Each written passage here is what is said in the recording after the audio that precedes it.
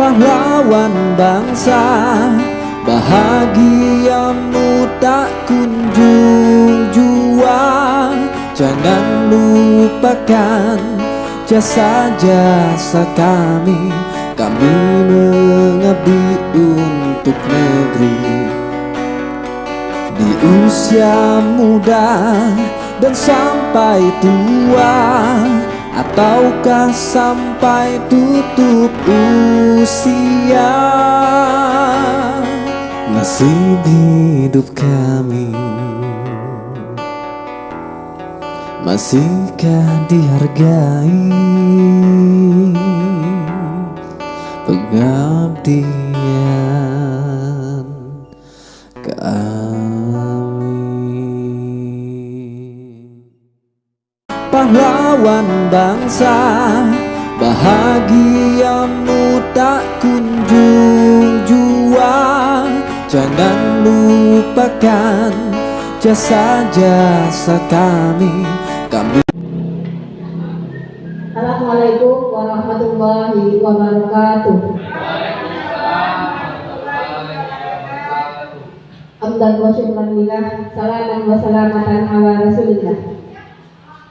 Pertama dan utama sekali, marilah kita sama-sama bersyukur kepada Allah Subhanahu wa Ta'ala, karena atas rahmat dan karunia-Nya lah kita dapat berkumpul dalam ruangan yang sangat kita cintai ini dalam rangka diseminasi atau aksi nyata calon guru penggerak angkatan 8 yang akan dibawakan oleh Ibu Mariamah.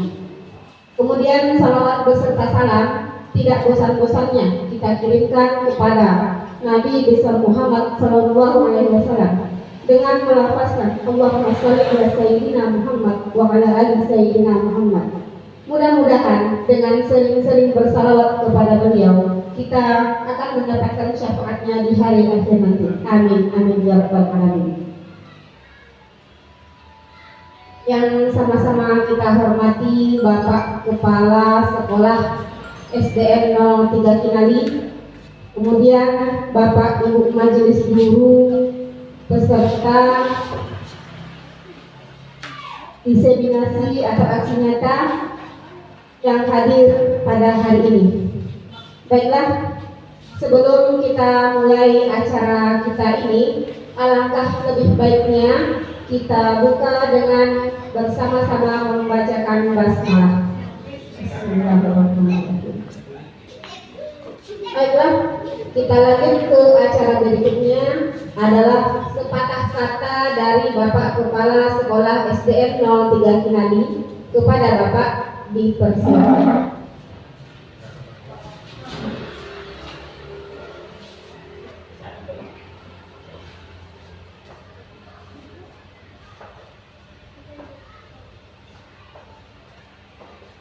Bismillahirrahmanirrahim. Assalamualaikum warahmatullahi wabarakatuh.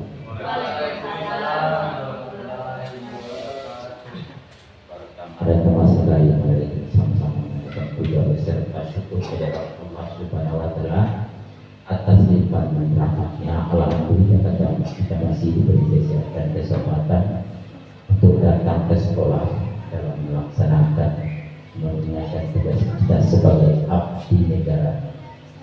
Karena pendidikan di tangan Bapak dan Ibu lah untuk khusus masyarakat kampung ini lebih baik ke depan.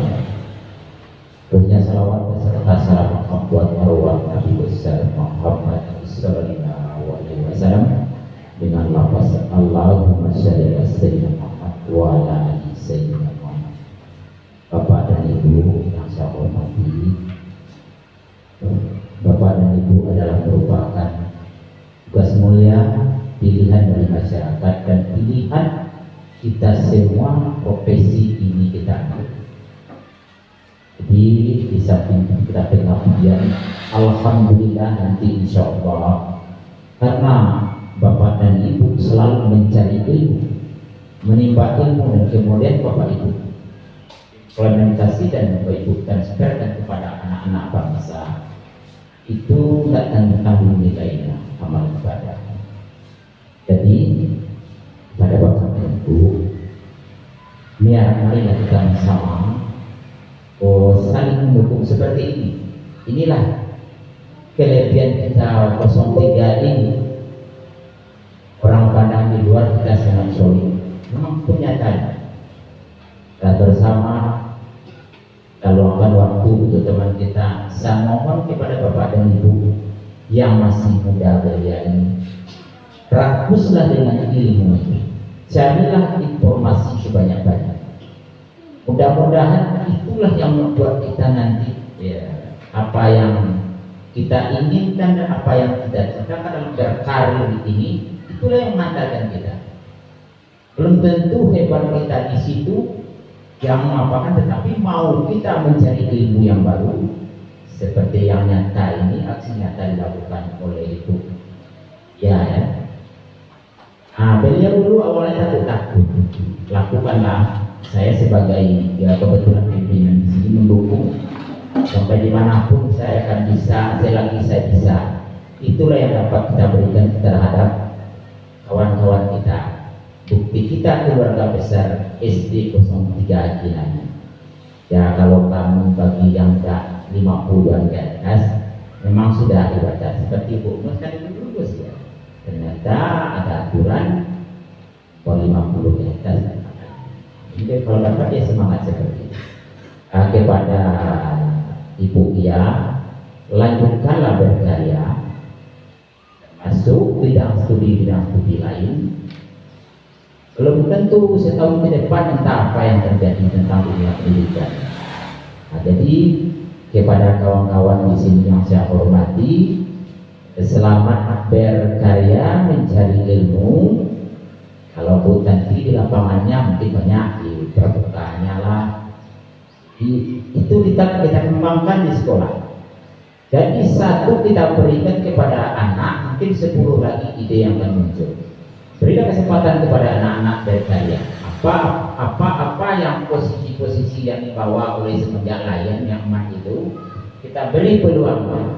Jangan langsung dibantah. Kalau dulu kan dibantah, ada anak nyanyi sedikit gini-gini, bekas tadi lain banyak lain.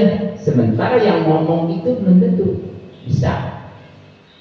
Saya bahkan pernah menantang seorang adik kepala dinas langsung. Tidak profesional saya di bidang saya kata. Bicara itu jangan sembarangan. Kalau itu hebat di administrasi, suka mencari kelemahan orang, menguji orang, itu belum ada apa-apanya. Cuma karena itu kepala dinas. Saya mau naik pesawat gara-gara profesional. Yang profesional itu bukan membawa laptop di mudik, tidak. Kalau yang profesional itu, setahu saya di bidang olahraga, kita ahli, kita kuasai di bidang. Bagi Bapak dan Ibu, itu kelas berkarya di kelas macam-macam. Kok anak yang berkarya? Itulah secerca harapan dan dorongan kepada Bapak dan Ibu, buktikan bahwa kita itu bisa. Itu yang akan saya sampaikan. Mudah-mudahan jadi kita bersama. Pesan saya kepada yang muda-muda, silakan kita berkarya di bidang kita masing-masing. Insya Allah itu yang mengantarkan kita keinginan kita. Yang akan saya sampaikan, mudah-mudahan jadi kita bersama. Salah dan saya mohon maaf. Wassalamualaikum warahmatullahi wabarakatuh. Assalamualaikum warahmatullahi wabarakatuh.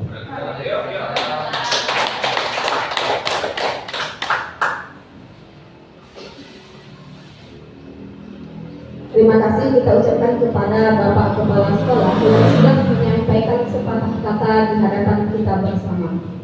Baiklah, kita masuk ke acara inti. Marilah sama-sama kita saksikan diseminasi atau aksi nyata modul 1.4 calon guru penggerak angkatan 8 yang akan disampaikan oleh Ibu Mariaman SPD. Kepada Ibu Mariaman SPD dipersilakan.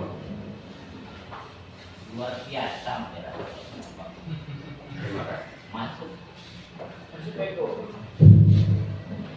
Assalamualaikum warahmatullahi wabarakatuh. Alhamdulillahirabbil alamin. Assalatu wassalamu ala asrofil anbiya'i wal mursalin wa ala alihi washabbihi rasulillah ajmain. Pertama sekali marilah kita bersyukur kehadiran Allah Subhanahu wa taala yang telah memberikan kesempatan kepada kita sehingga kita semua bisa berkumpul di ruangan ini untuk mengikuti diseminasi aklamasi saya sebagai calon guru penggerak angkatan 8. Selanjutnya, salawat dan salam tak lupa-lupanya kita kirimkan ke arwah Nabi besar junjungan kita, yakni Nabi Muhammad SAW, dengan ucapan doa Allahumma sholli ala sayyidina Muhammad wa ala ali sayyidina Muhammad. Yang saya hormati Bapak Kepala SDN 03 Kinali, seterusnya rekan-rekan yang telah bersedia hadir dalam acara saya ini. Mudah-mudahan apa yang saya sampaikan nanti ada manfaatnya untuk kita bersama. Sebelumnya, Bapak Ibu, saya berdiri di sini bukan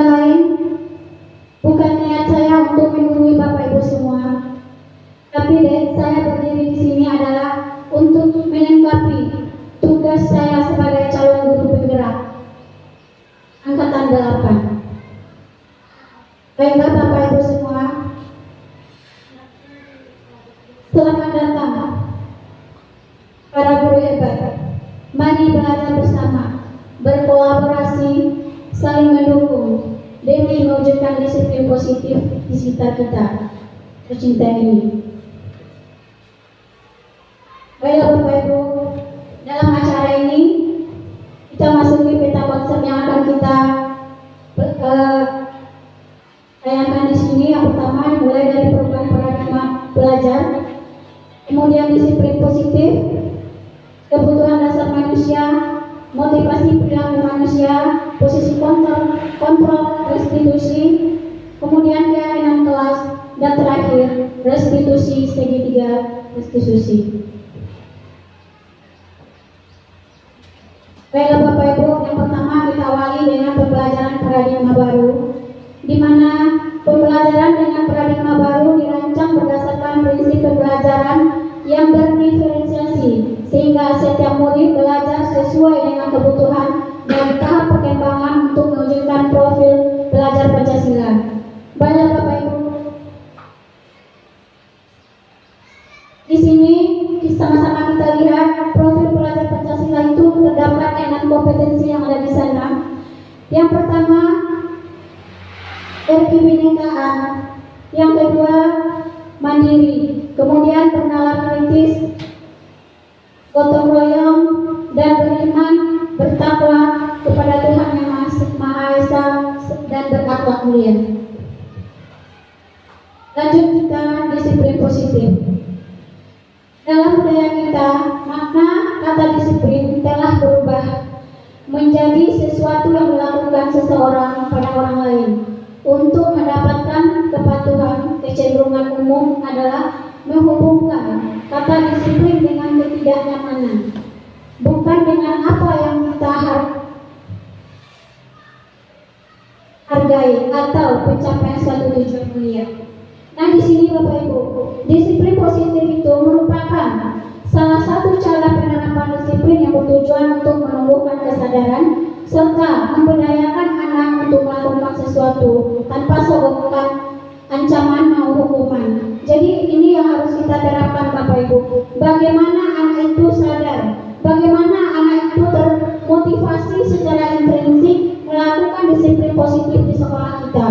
Jangan termotivasi atas ekstrinsiknya atau pengaruh dari luar baru mereka mau melaksanakan disiplin positif. Kemudian sebagai pendidik, tujuan kita adalah menciptakan anak-anak yang memiliki disiplin diri sehingga mereka bisa berperilaku dengan mengacu pada nilai-nilai kebajikan universal dan memiliki motivasi intrinsik bukan ekstrinsik. Baiklah Bapak Ibu, di sini sama-sama kita lihat ada sebuah foto yang tidak asing lagi buat kita, di mana itu adalah Bapak Pendidikan Nasional kita, yakni Bapak Ki Hajar Dewantara. Beliau memandangkan sebuah kata merdeka. Menurut Ki Hajar Dewantara, merdeka itu artinya tidak hanya terlepas dari perintah, akan tetapi juga cakap buat memerintah diri sendiri. Kemudian kita selanjutnya akan pelajari kebutuhan dasar manusia, di mana di sini kita lihat yang harus terpenuhi Bapak Ibu kalau kita ingin memberdayakan budaya positif di sekolah kita. Yang pertama itu adalah kebutuhan bertahan hidup. Jadi murid-murid kita itu harus memenuhi kebutuhan ini Bapak Ibu, supaya proses pembelajaran kita terlaksana dengan sesuai dengan tujuan. Di mana yang pertama adalah kebutuhan bertahan hidup. Kebutuhan bertahan hidup ini termasuk kepada makanan nanti Bapak Ibu, rumah, tempat tinggal, kemudian ada juga kebutuhan akan kenyamanan bagi anak kita. Nah, kedua adalah kebutuhan kasih sayang dan diterima oleh kita. Jadi kita sebagai pendidik Bapak Ibu harus menerima anak-anak kita itu semuanya, harus menerima dengan kodratnya masing-masing dan memberikan kasih sayang. Kenapa? Karena di sini adalah kita sebagai guru adalah orang tua kedua dari mereka. Yang ketiga adalah kebebasan. Anak didik kita itu juga harus memiliki kebebasan. Bagaimana kita menciptakannya, itulah yang akan kita terapkan nanti Bapak Ibu. Selanjutnya adalah kebutuhan akan kesenangan. Misalnya dalam kasus kita di sekolah ini Bapak Ibu ya, ada misalnya anak kita berkasus, kadang sifatnya itu ingin selalu menyusul temannya, ingin selalu membuat temannya menangis. Kenapa? Karena itu adalah suatu kesenangan bagi mereka Bapak Ibu. Jadi mereka ingin memenuhi kebutuhannya. Nah, di sini kita akan berperan nanti Bapak Ibu. Kemudian yang terakhir adalah kebutuhan akan penguasaan. Misalnya anak-anak kita itu kan ada kalanya dia memerintah temannya. Jadi dia sedang memenuhi kebutuhannya, yaitu penguasaan atau power. Lanjut Bapak Ibu, di sini ada motivasi perilaku manusia, di mana ada tiga tindakan nanti Bapak Ibu. Yang pertama, manusia itu akan berperilaku terhadap tiga ini Bapak Ibu. Yang pertama itu untuk menghindari ketidaknyamanan atau hukuman. Murid melakukan disiplin diri karena ia takut dihukum. Ini termasuk motivasi ekstrinsik, yaitu motivasi yang timbul dari luar. Misalnya begini Bapak Ibu, anak mau dia mengerjakan tugas dari kita karena dia takut atau menghindari ketidaknyamanannya atau kena hukum, baru dia mau bertindak. Kemudian yang kedua, untuk mendapatkan imbalan atau penghargaan dari orang lain. Murid melakukan disiplin diri karena ingin mendapatkan imbalan. Motivasi ini juga bersifat eksternal Bapak Ibu. Mereka mau berbuat asalkan ada imbalannya. Contohnya di kelas kita, kalau kita iming-imingi mereka, nanti nilainya akan tugas ini akan bernilai anak-anak, mereka pasti akan cepat mengerjakannya. Tapi kalau sekedar materi yang kita kasih, mereka kurang semangatnya. Jadi ada harapan imbalan dari kita. Kemudian yang ketiga, untuk menjadi orang yang mereka inginkan dan menghargai diri sendiri dengan nilai yang mereka percaya. Nah, inilah yang idealnya Bapak Ibu. Inilah yang harus diterapkan oleh anak-anak kita. Bagaimana ini tercipta dari anak-anak kita? Itu adalah tugas kita Bapak Ibu. Di sini murid melakukan disiplin diri karena sadar akan nilai dari kebajikan dirinya. Ini merupakan motivasi intrinsik anak Ibu, Bapak Ibu semua. Jadi motivasi inilah yang harus kita gali kepada anak-anak kita. Bagaimana dia bertanggung jawab terhadap tugasnya. Kemudian kita masuk konsep disiplin dengan identitas gagal. Nah Bapak Ibu, ini ada budaya positif yang kita terapkan, tapi identitasnya gagal. Dimana yang pertama itu berbentuk hukuman Bapak Ibu semua. Efek yang akan timbul nanti yaitu menyakitkan, dimana batin anak kita akan tersakiti. Kemudian tidak nyaman, murid takut, mereka merasa terpaksa, murid menyembunyikan kesalahannya. Nah di sini nanti Bapak Ibu, demi menghindari hukuman, anak-anak kita bisa nanti dia akan berbohong supaya dia terlepas dari hukuman. Selanjutnya murid menjadi rendah diri. Itu efeknya Bapak Ibu kita. Kemudian di sini ada pula penghargaan. Penghargaan itu walaupun bersifat positif nampaknya bagi kita, rupanya Bapak Ibu juga berdampak negatif. Yang pertama itu menggambarkan tidak efektif. Yang kedua merusak hubungan atau sifat iri. Maksudnya begini Bapak Ibu, kegiatan yang sudah sering kita laksanakan pada akhir tahun pembelajaran, kita sering memberikan berupa reward kepada anak-anak kita di lapangan.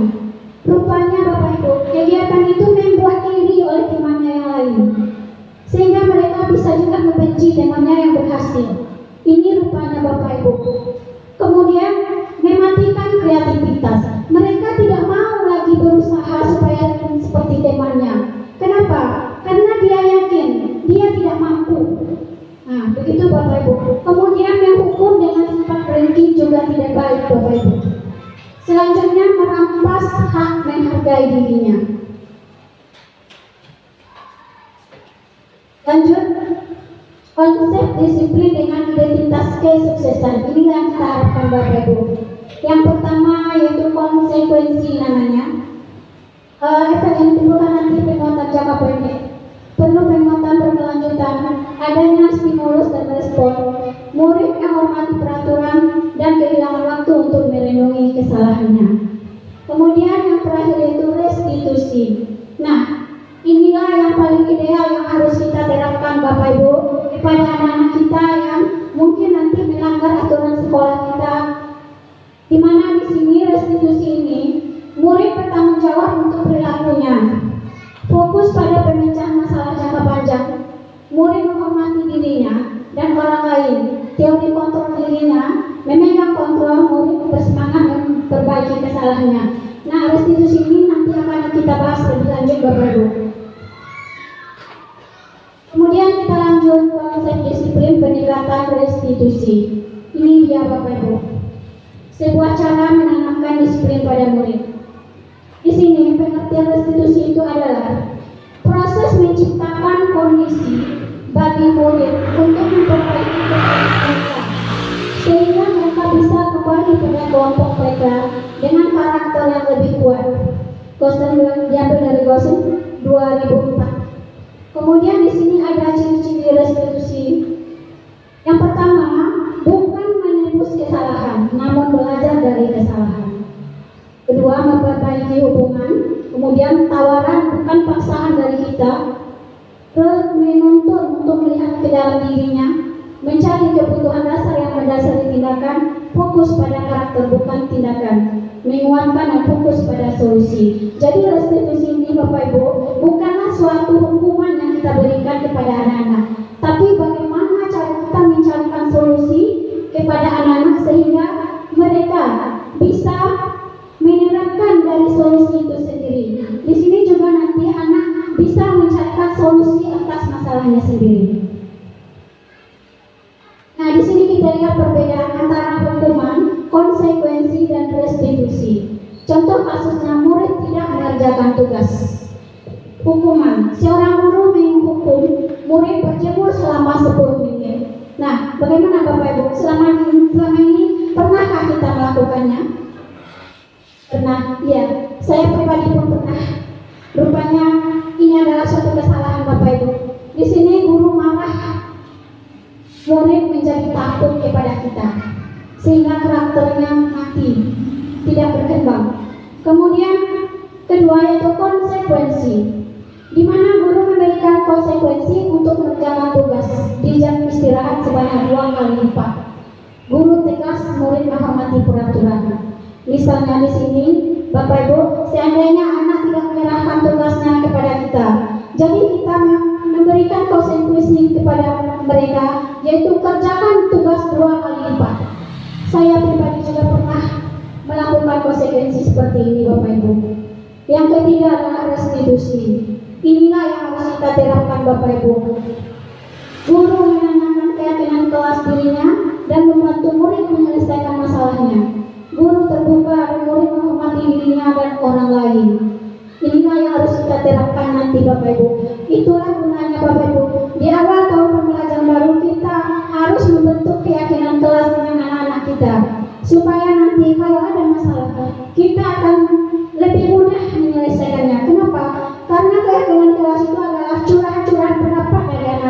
kita semua yang nanti akan mudah pula mereka terapkan dalam dirinya.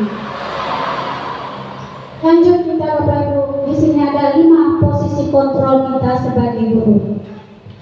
Yang pertama adalah posisi kita sebagai penghukum. Seorang penghukum bisa menggunakan hukuman fisik maupun verbal. Nanti kita bisa merendahkan anak-anak. Mereka bisa tertekan, itu maksudnya Bapak Ibu. Yang kedua, membuat rasa bersalah. Pada posisi ini biasanya guru akan bersuara lebih lembut, tetapi murid pada saat itu dia merasa gagal Bapak Ibu. Nanti akan kita jelaskan lebih lanjut. Ketiga adalah posisi kita sebagai teman. Guru pada posisi ini tidak akan menyakiti murid, namun akan tetap berupaya mengontrol murid melalui persuasi. Yang keempat, pemantau. Di sini memantau berarti mengawasi. Terus yang kelima, manajer. Nah, posisi manajer inilah yang kita harapkan Bapak Ibu untuk kedepannya. Di mana posisi ini, guru berbuat sesuatu bersama dengan murid, mempersilahkan murid mempertanggungjawabkan perilakunya, mendukung murid agar dapat menemukan solusi atas permasalahannya sendiri. Lanjut Bapak Ibu, sini ada contoh penerapan 5 posisi kontrol. Kasusnya begini Bapak Ibu, murid tidak memakai atribut lengkap saat upacara bendera, itu kasusnya. Nah, seorang penghukum di sini dia akan berkata, patuhi aturan sekolah, lalu berdiri di depan barisan. Ini sering kita lakukan ya Bapak Ibu ya. Kemudian yang kedua, membuat rasa bersalah. Berapa kali seorang guru akan berkata di sini, berapa kali Bu Guru harus memberitahu kamu, Bu Guru kecewa sama kamu. Nah, begitu kira-kira ucapannya Bapak Ibu. Kemudian posisi sebagai teman, guru akan berkata, ayolah yang tertib, buat Bu Guru bangga.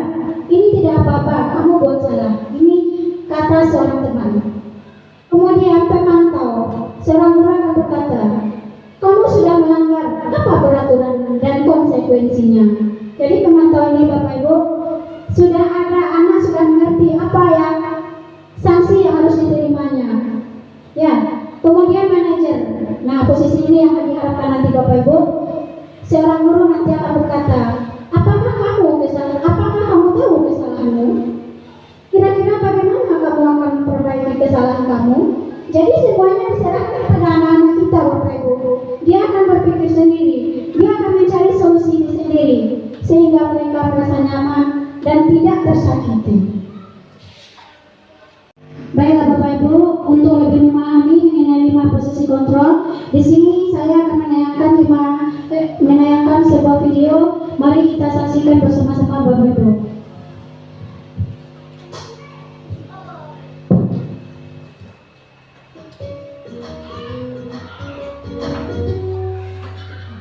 Salam bahagia Ibu dan Bapak Guru hebat. Dalam penerapan disiplin positif restitusi, salah satu program yang dikembangkan adalah 5 posisi kontrol. 5 posisi kontrol dalam restitusi adalah proses perjalanan seorang pendidik agar dapat mengenali dirinya. Pada video kali ini, kita akan membahas tentang 5 posisi kontrol yang dikembangkan oleh Diane Dawson dan contoh penerapannya.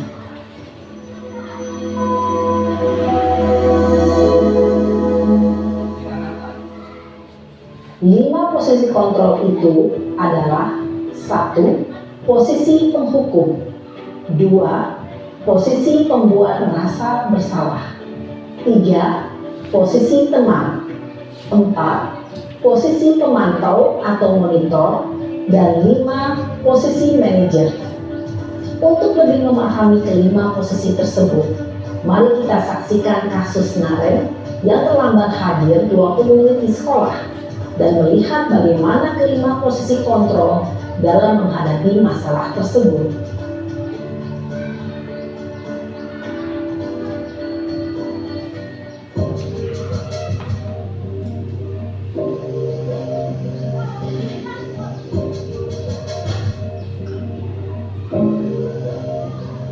Naren, sini kamu. Selamat pagi Bu. Selalu terlambat. Kamu deh, pasti terlambat. Maaf Bu, saya Apa? Apa coba? Alasan kamu apa lagi? Kapan sih kamu tidak terlambat? Malas sekali ya kamu jadi anak. saya Dasar pemalas. Gak kapok-kapok sih kamu. Sudah berapa kali terlambat?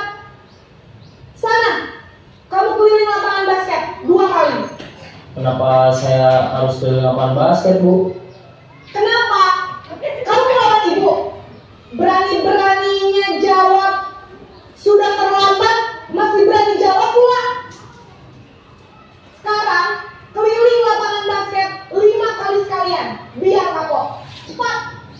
Pergi sana ke lapangan basket. Posisi penghukum biasanya berbicara dengan nada tinggi, menghardik, menunjuk-nunjuk, menyakiti, dan menyindir. Hukuman bisa berupa fisik maupun psikis. Ibu dan bapak guru hebat.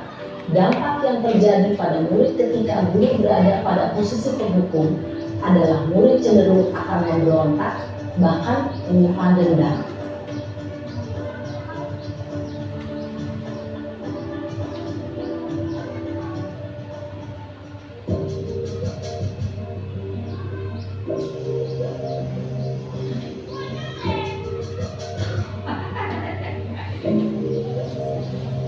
Naren,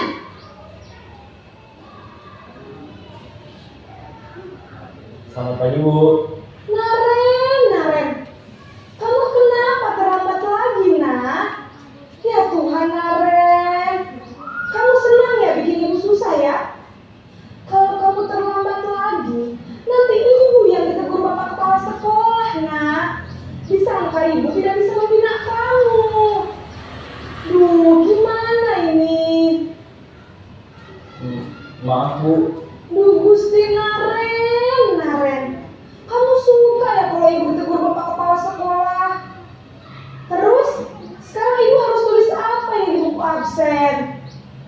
Ini kamu sudah sering terlambat loh. Ibu harus apa coba? Maaf Bu. Maaf sekali. Ya sudah, lain kali jangan bikin ibu susah lagi ya, nak ya.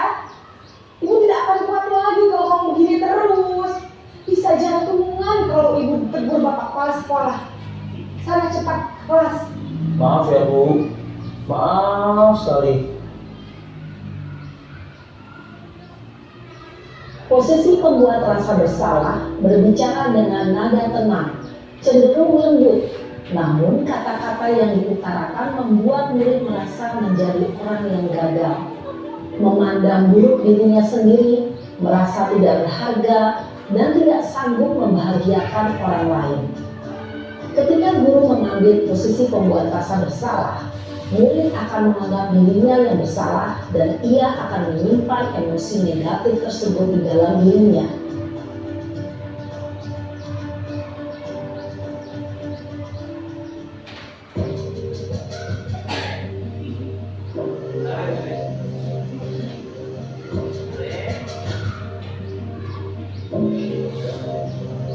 Naren,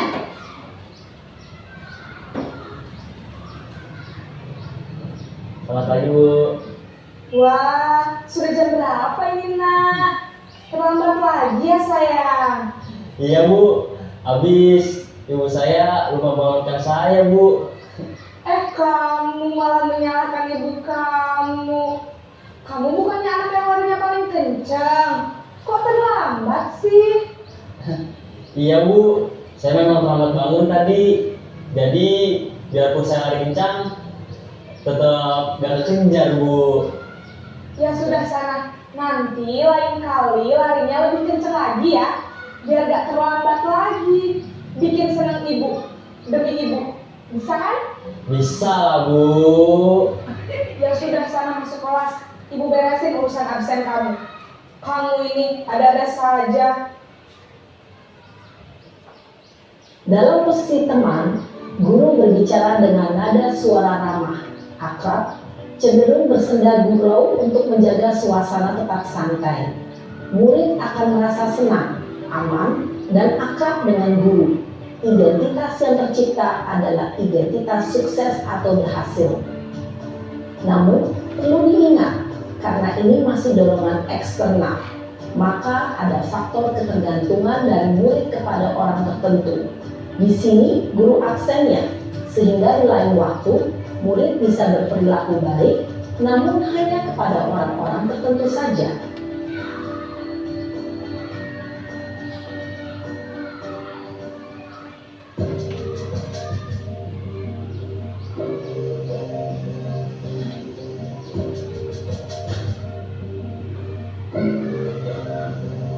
Naren,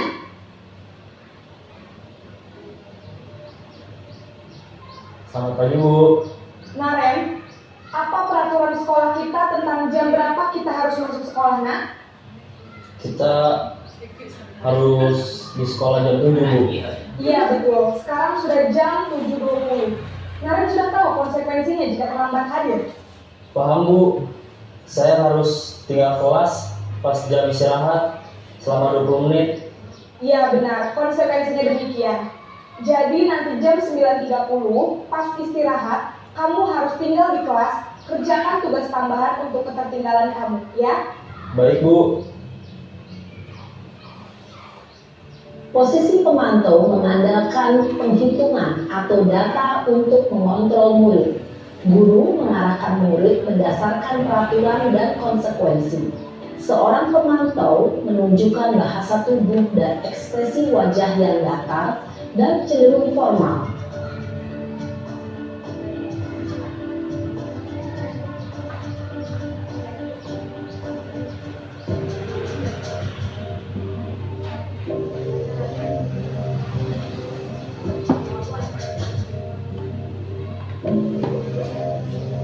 Naren!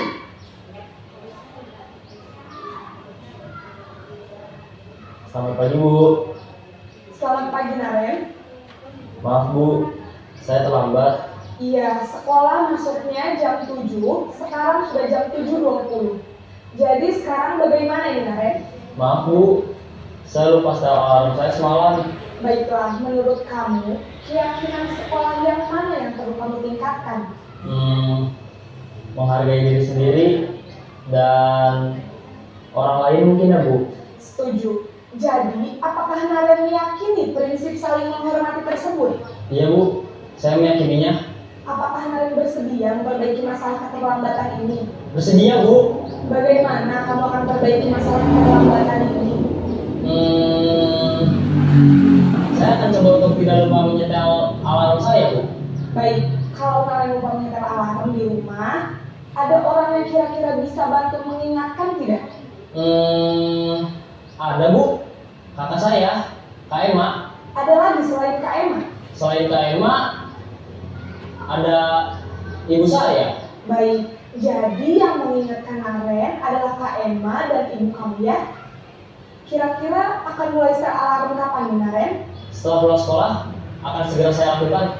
Baik, jadi Naren akan setel alarm untuk bangun besok pagi dan akan diingatkan oleh kakak dan ibunda Naren ya. Ada lagi yang mungkin perlu dilakukan, Naren, agar tidak terlambat bangun lagi? Tidak ada Bu. Baik, Naren, terima kasih untuk kerjasama kamu. Sekarang kamu perlu kembali ke kelas untuk belajar. Baik Bu, terima kasih. Posisi manajer adalah posisi kontrol yang disarankan untuk membimbing murid memiliki sikap disiplin yang positif, yaitu murid yang mandiri, bertanggung jawab, dan dapat memecahkan masalah. Tujuan dari posisi ini adalah agar murid dapat berefleksi atas tindakannya. Guru akan dengan tulus memberikan pertanyaan-pertanyaan bermakna, sehingga membuat murid dapat belajar dari kesalahannya dan mencari sebuah solusi untuk menyelesaikannya. Ibu dan bapak guru hebat, setelah mengamati adegan kelima posisi kontrol tadi, kira-kira posisi mana yang paling ideal? Posisi mana yang dapat menunjang motivasi intrinsik murid? Ya, tentu posisi manajer. Posisi ini memang posisi ideal yang ingin dituju setiap pendidik. Pada posisi inilah, guru dapat menerapkan disiplin positif yang berpihak pada murid, yang memerdekakan murid. Perjalanan seorang pendidik tentunya tidak mudah untuk sampai pada posisi seorang manajer. Namun, tujuan kita pasti, yaitu menciptakan murid-murid yang mandiri, merdeka, dan bertanggung jawab.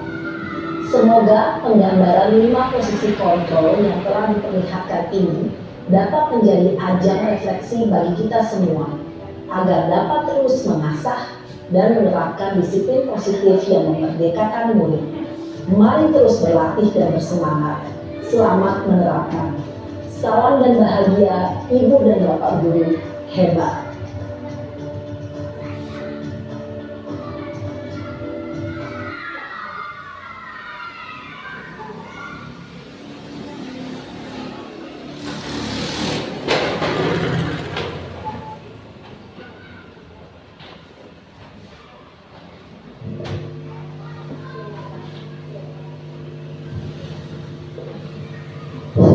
Baiklah Bapak Ibu semua, setelah kita menyaksikan video 5 posisi kontrol guru, bagaimana rasanya Bapak Ibu? Kira-kira mampukah kita menerapkan posisi manajer untuk kedepannya? Iya, kita harus mencoba ya Bapak Ibu. Kita awali dari diri kita. Mudah-mudahan kita bisa menjadi posisi manajer untuk anak-anak kita. Baiklah Bapak Ibu, kita lanjutkan, yaitu prosedur pembentukan kesepakatan kelas. Bapak Ibu semua, menjadi posisi sebagai manajer, terlebih dahulu kita harus membuat kesepakatan kelas Bapak Ibu. Kenapa? Melalui kesepakatan kelas inilah kita bisa melaksanakan posisi kita sebagai manajer, melaksanakan atau menyelesaikan masalah-masalah yang dihadapi anak kita, yaitu dengan penyelesaian yang namanya segitiga restitusi nanti Bapak Ibu. Di sini prosedur pembentukan kesepakatan kelas. Yang pertama, kita mempersilahkan murid-murid di kelas untuk bercurah pendapat tentang peraturan yang perlu disepakati di kelas. Kemudian mencatat semua masukan-masukan para murid atau warga sekolah di papan tulis atau di kertas besar atau kertas poster, di mana semua anggota kelas bisa melihat hasil curah pendapat tersebut. Selanjutnya, kita susun keyakinan kelas sesuai prosedur pembentukan keyakinan kelas. Gantilah kalimat-kalimat dalam bentuk negatif menjadi positif Bapak Ibu.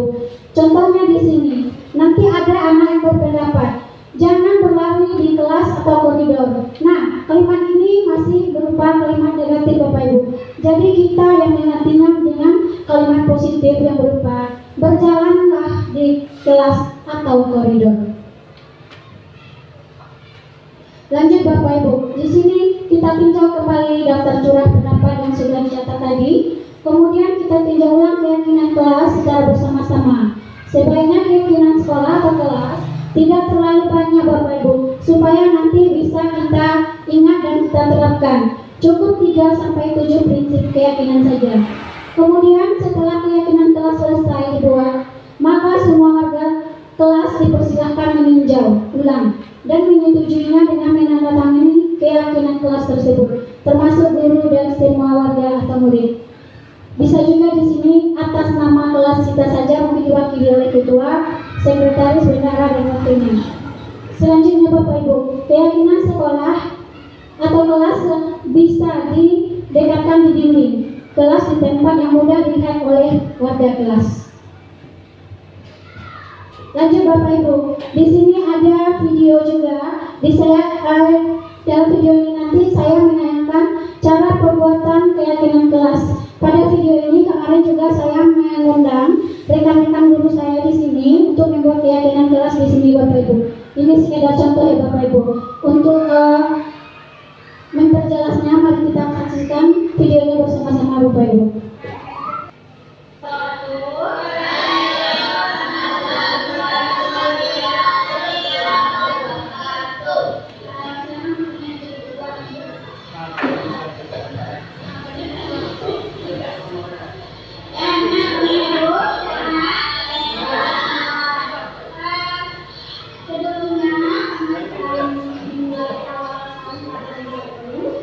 Jadi sebanyak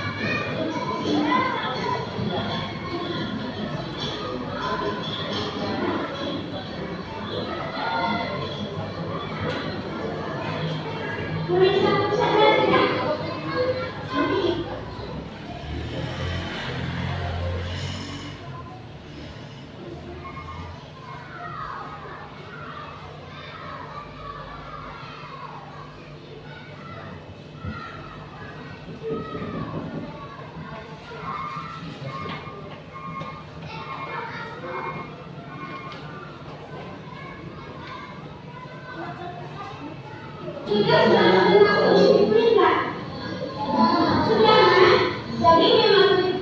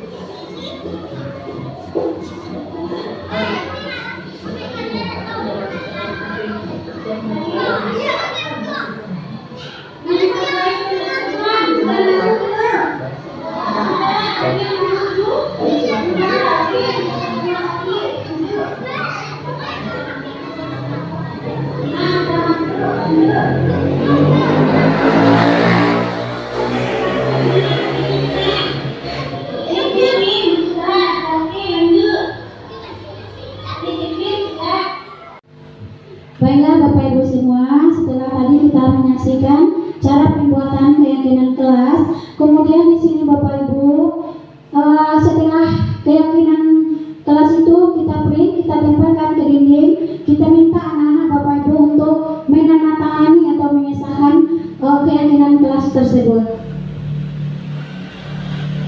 Nah Bapak Ibu, di sini ada segitiga restitusi, di mana langkah ini tadi yang kita gunakan untuk menyelesaikan permasalahan yang timbul dari anak kita nanti. Yang pertama di sini menstabilkan identitas, yang kedua validasi tindakan yang salah, dan langkah yang ketiga yaitu menanyakan keyakinan kelas. Lanjut Bapak Ibu, langkah yang pertama yaitu validasi kebutuhan. Validasi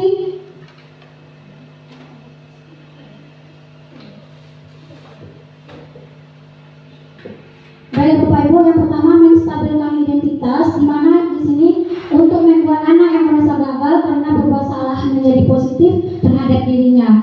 Langkah ini Bapak Ibu, guru akan berkata, berbuat salah itu hal yang manusiawi. Tidak ada manusia yang sempurna Bapak Ibu juga pernah berbuat salah. Kita pasti bisa menyelesaikan permasalahan ini. Bapak Ibu tidak tertarik untuk mencari tahu siapa yang benar, siapa yang salah. Bapak Ibu lebih tertarik untuk menyelesaikan masalah. Kalau kamu menyalahkan dirimu sendiri terus menerus, apakah kamu bersikap baik pada dirimu sendiri?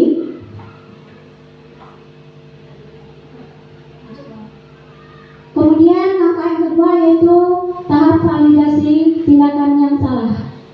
Di sini membantu siswa mengenali kebutuhan yang ingin dipenuhinya ketika melakukan kesalahan itu.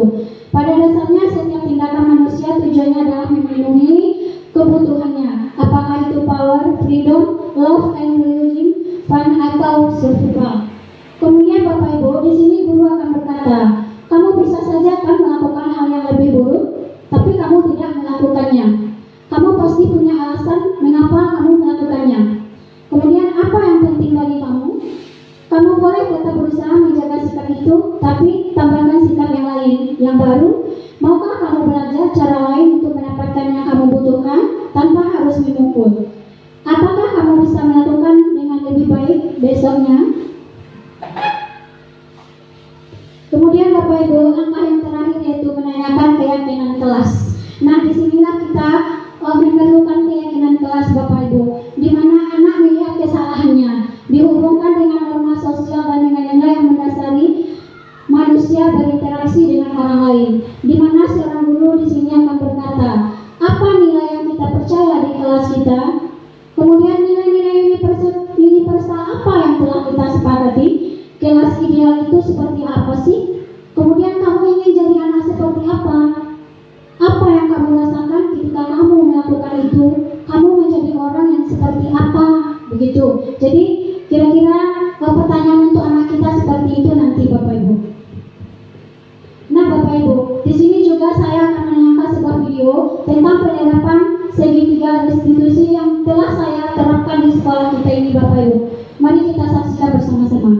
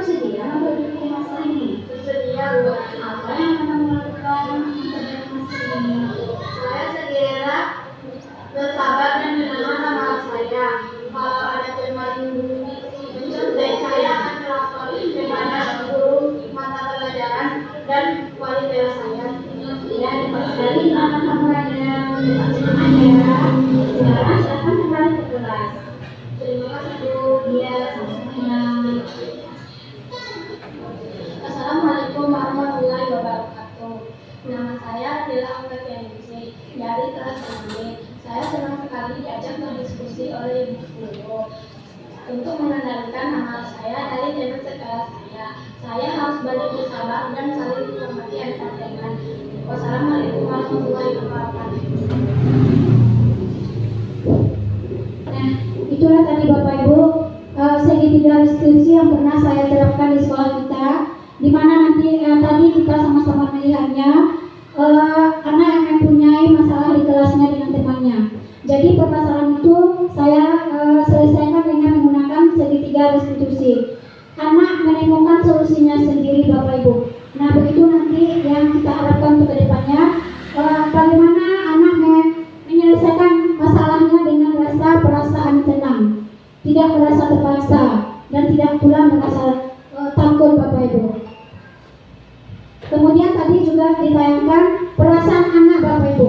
Sama-sama kita lihat anak merasa senang diajak berdiskusi untuk menyelesaikan permasalahannya.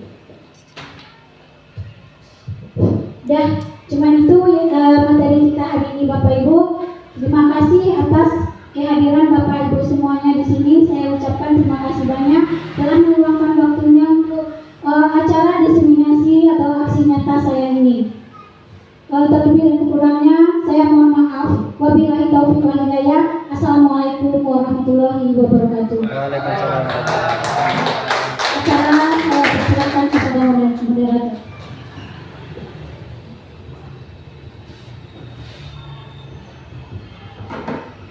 Demikianlah diseminasi atau aksi nyata modul 1.4 yang sudah dibawakan oleh Ibu Mariaman SPD di hadapan kita semua, yaitu calon guru penggerak angkatan 8. Mudah-mudahan apa yang sudah dipaparkan oleh Ibu Mariaman SPD ini membawa sedikit pencerahan dan menambah pengetahuan serta ilmu kita dalam melaksanakan tugas kita sebagai seorang pendidik, dan mudah-mudahan ilmu tersebut dapat kita terapkan dalam pelaksanaan kita dalam melaksanakan tugas kita.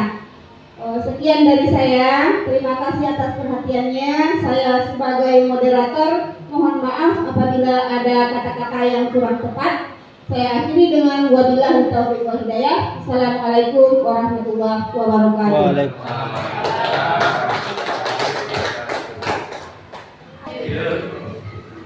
Pahlawan Assalamualaikum warahmatullahi wabarakatuh. Nama Chelsea Anggia, kelas 4C. Saya merasa senang pada saat membuat keyakinan kelas bersama ibu guru dan teman-teman. Karena pembuatan keyakinan kelas itu sangat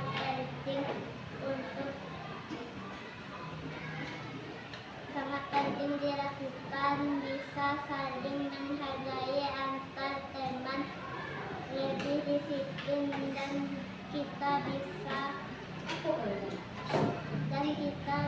lebih